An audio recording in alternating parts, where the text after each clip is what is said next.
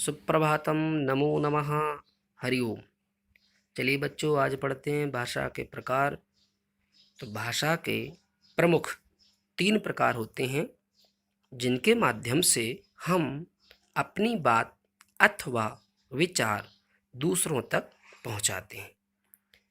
इस डेफिनेशन में हमने क्या पढ़ा कि भाषा के 3 प्रमुख प्रकार होते हैं जो कि उनके माध्यम से हम अपनी बात या अपने विचार दूसरों तक पहुंचाते हैं। तो पहला जो है वो है लिखित भाषा। पहला क्या है? लिखित भाषा। अच्छा, लिखित भाषा किसे कहते हैं? अब वो प्रकार 3 कौन कौन से हैं ये समझ लीजिए। तो पहला प्रकार क्या है? लिखित भाषा। हम अपने विचार लिखकर प्रकट करते हैं।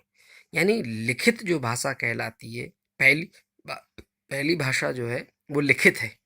आप अपने विचार, आप अपने भाव, आप अपनी बात किस माध्यम से दूसरे तक पहुंचा रहे हैं, उस प्रकार को ही 3 प्रकारों में लिया गया है। तो पहला प्रकार हो गया लिखित भाषा।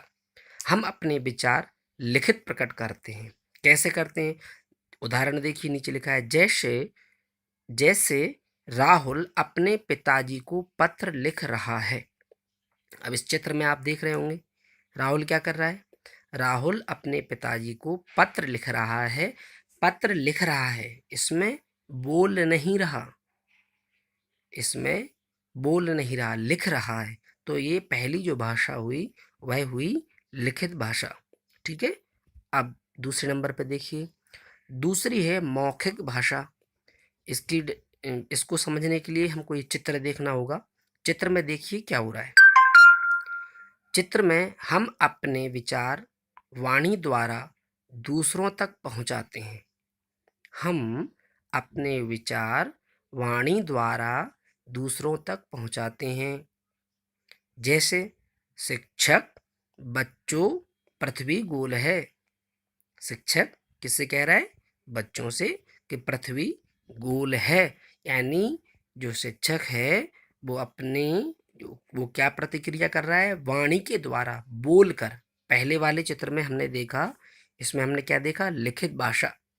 यहाँ पर ये लिखकर प्रदर्शित कर रहा है अपनी भाषा को। और यहाँ पर क्या कर रहा है? यहाँ पर बोलकर, वाणी द्वारा। यानी कि हमने ये दूसरा प्रकार पढ़ा, वाणी द्वारा। मौखिक भाषा जो होती है वो मुंह से बोलकर जो है, हम जो बोलते हैं, जो कहते हैं, हमारी आवाज़ दूसरों तक जाती है, उसको हम मौखिक भाषा कहते हैं। अब तीसरे नंबर पर देखिए, तीसरा प्रकार कौन सा है? तीसरा है सांकेतिक भाषा। हम अपने विचार संकेतों के माध्यम से प्रकट करते हैं। किस माध्यम से? फिर से एक बार पढ़ेंगे तीसरे संकेत को।